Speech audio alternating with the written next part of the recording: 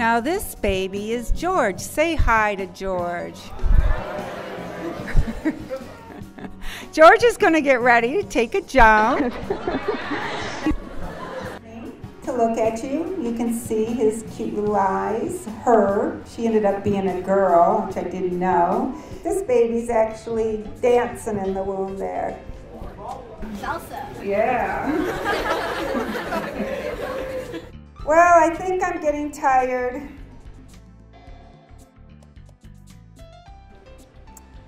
So here's a kiss goodnight. Peace to all.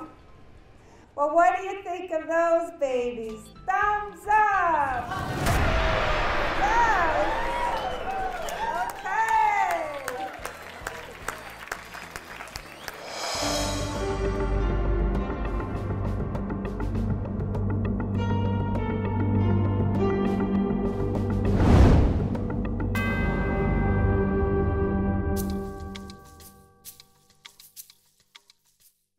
As a little girl, I had a great childhood. I was a tomboy. I loved sports. I broke the school record in the 50-yard dash. In fact, I had a horse they named Rocky. We lived on a farm, and I just loved all the animals.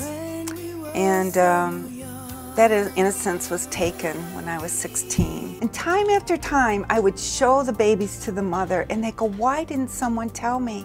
My baby was 8 weeks old when I aborted it. They told me it was a blob of tissue." Thank you, Shari.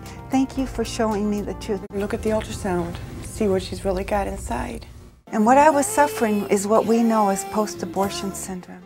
Long, long ago, in a time of pain and grief. After I aborted my first child, Molly, I was lost. I was a lost soul. I aborted actually 3 additional babies. That day, literally a part of me died. So abortion doesn't just affect the woman.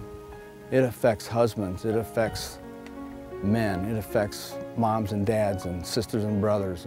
But we're seeing long-term complications that are related to an increased rate of maternal mortality related to childbirth. The only 3 children that I would ever bear, I killed. And they went ahead and they performed a D&C on me. And in there I just cried out to God again and said, "Lord, what have I done?" Because even this child is having to suffer from the choices that I made so long ago. Lord, forgive me. Can you feel me with your heart?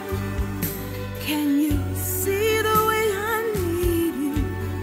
I am reaching out to you. Can you feel it too? Come close. But one by one, as I'd share my story about what my abortion did to me, others would come forth and say, "I went through the same thing." Or they would hear the stories of God's grace and healing. And now we have millions of women and men through Silent No More and Operation Outcry, sharing their stories, changing hearts. And your babies, they're watching you from heaven, and they love you. Through everything that's bad, the Lord will bless you if you choose life, and that's what we want to do. We want to be able to help these young girls.